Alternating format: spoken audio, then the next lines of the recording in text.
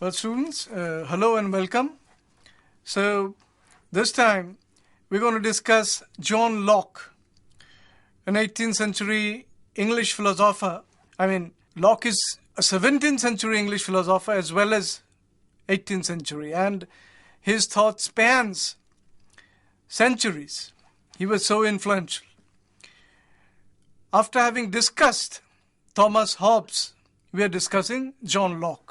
Now, to contextualize Locke is a very loaded question. To say that he responded to his times and he sort of transgressed, he produced some original thought in terms of his own times is a very different matter.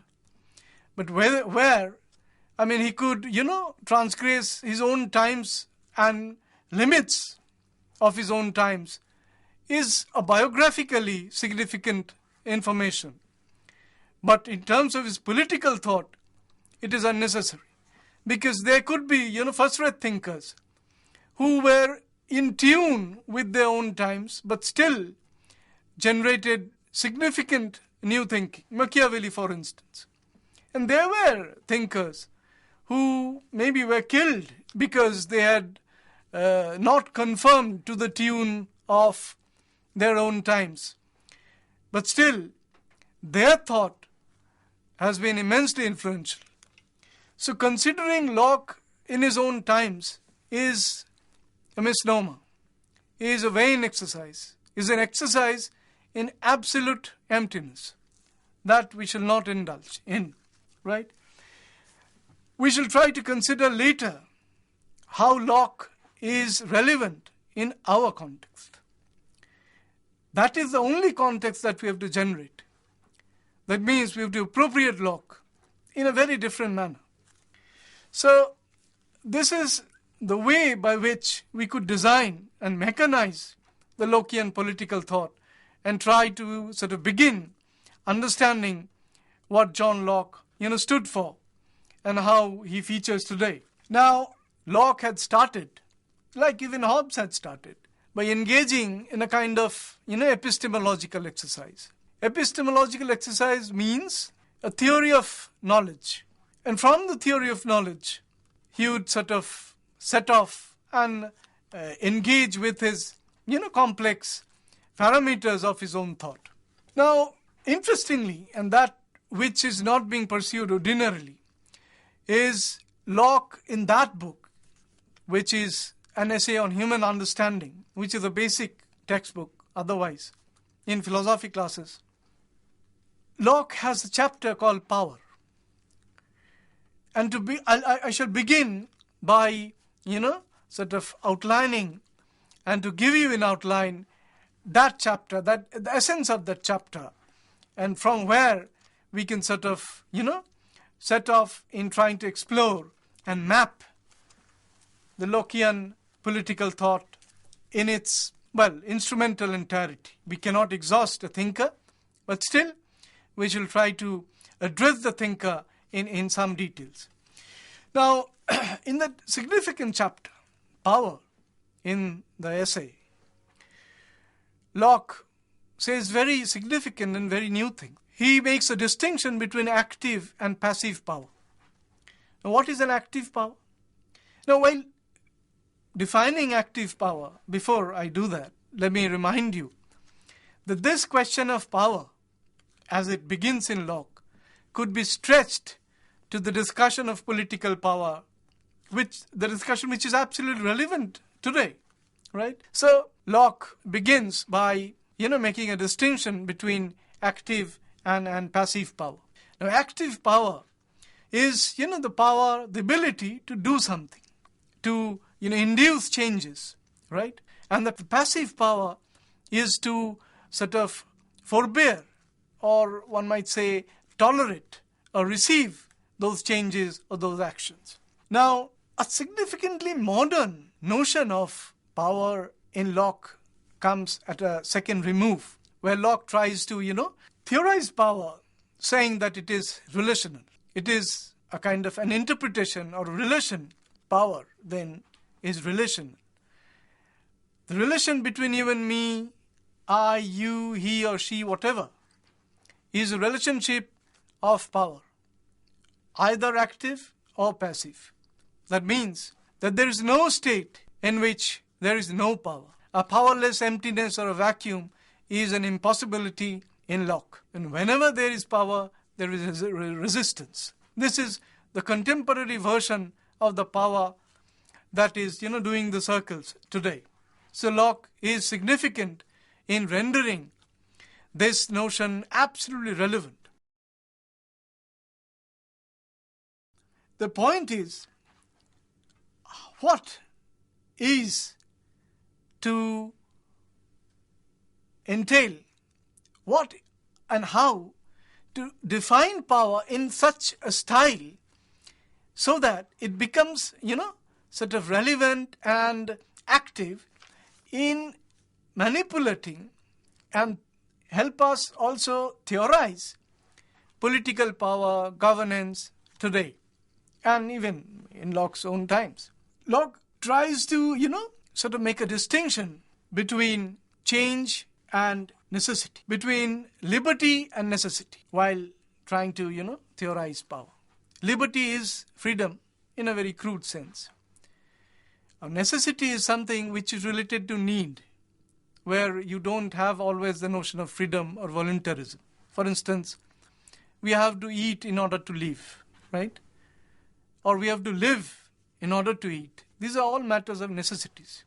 You're not free to decide that we'll not sort of live and we can live without food. Okay? Now, this is an interesting point because the notion of liberty or freedom is what actually demarcates and distinguishes modern political thought from its medieval or ancient avatars. The question of liberty and necessity, the question of voluntarism, volition or will is absolutely significant modern register which, brings Locke down to our own earth and makes Locke a tremendously influential and relevant political theorist. Now, so the way we understood, liberty is, of course, freedom, but it is also the power of any agent to, to induce action or to, receive or to tolerate or to forbear changes or actions. That is liberty.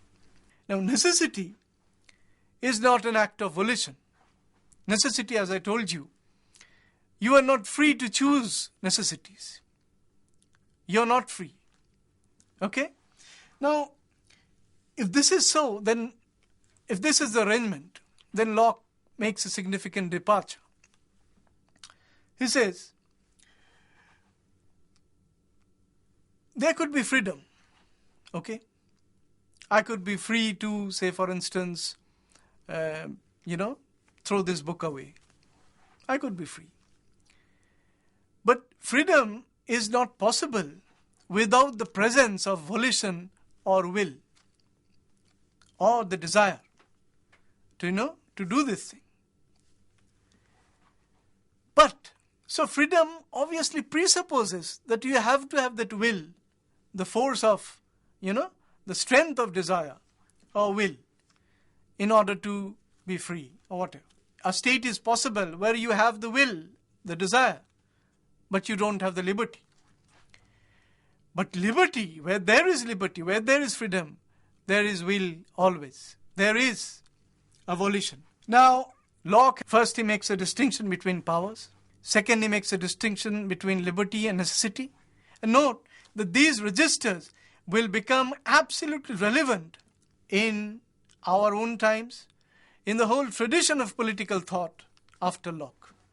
So the third stage, after the distinguishing between liberty and necessity, he makes a distinction between will and freedom, right? Now, freedom, as you can obviously predict, is to make changes or to receive and forbear or tolerate changes. So freedom entails yes or no, right? But the will, as we told, there could be will without freedom. Will is just the strength of, one might say, desire or volition, whatever. Right? Now, how is this significant? This is significant because as Locke actually, meditates on this, that whether will could be free. For instance, if we are slaves, could we say that our wills are free? Our will is free, right? But even if our will is free, could we say that we are free?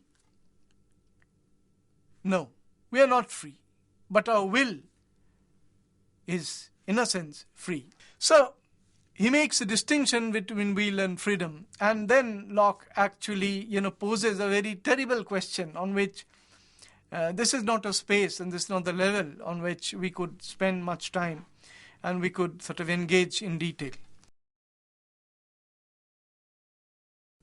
Locke is wondering about whether we could say, like the question we are asking, whether the will is free. Locke is asking whether we could say can we say that, freedom is also free? Could we say that freedom entails some kind of, freeness? And while saying this, like the dancer could dance, well, make a distinction between the dancer and the dance, the freedom and the free man, this kind of stuff. It's very confusing. Locke, and that we could wrap up this discussion of power on that note. Locke says this is a very problematic question because will entails one kind of power and freedom entails another kind of power.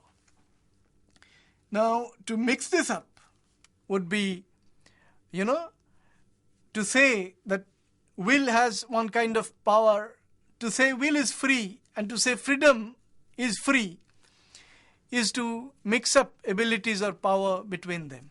Now, let's leave this aside. This is pretty problematic and it has a huge literature in philosophy. This is the last question we could ask on this, whether we are free to will freedom. This is the problematic question. But to say, just on an ending note, that this discussion of power, discussion of liberty and necessity, the discussion of will and freedom will have significant impact on Lockean political thought and modern political thought. Now, how is that? To understand the Lockean political thought in terms of his own registers would be to start with, for instance, a register which was also held very closely by Thomas Hobbes, the state of nature. Now, for Locke, the state of nature as it was with Hobbes was not, a state of sort of, rough anarchy, rough animality, and a kind of a stage where there was all violence. Though, like Hobbes, he held that it was not a historical state. It was again a thought experiment. To Locke, the state of nature was a natural state where there was, natural liberty. But natural liberty without authority would obviously, lead to certain kinds of, disruption. Okay? It will interrupt the self-preservation of individuals.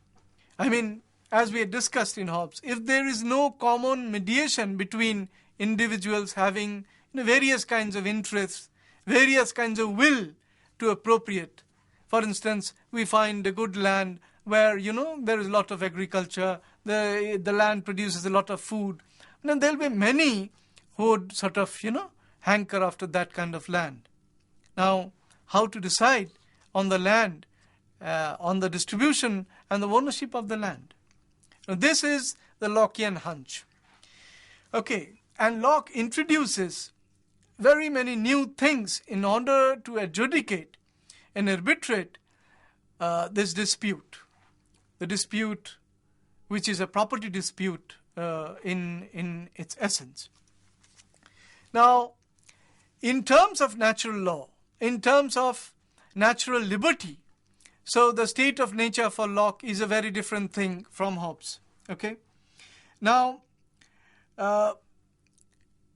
as we had already discussed in Hobbes, what is the significance then of, outlining, demarcating, or sort of inscribing the state of nature as a peaceful, imminent, state of liberty, natural liberty, or natural law? To say the state of nature as a state of peace and goodwill is to construct the state of nature in a very significant way. We are all agreed on that, right? Now, Locke introduces a rider on this basis. He says, if that is so, if it is a state of peace and goodwill, that means there is an inherent state of, equality among men. Men are all equals in the state of nature. What does it mean to say that all are equals in the state of nature? And what consequences will this equality, generate? The question is, if there is equality, but this equality cannot in itself generate a kind of, harmonious and peaceful coexistence, they have to be rediscovered. And that is natural law. The laws that are inspired or derived from nature, but they're discovered by the force of reason. Okay? This is what is called, in a sense, will be called later, rational natural law.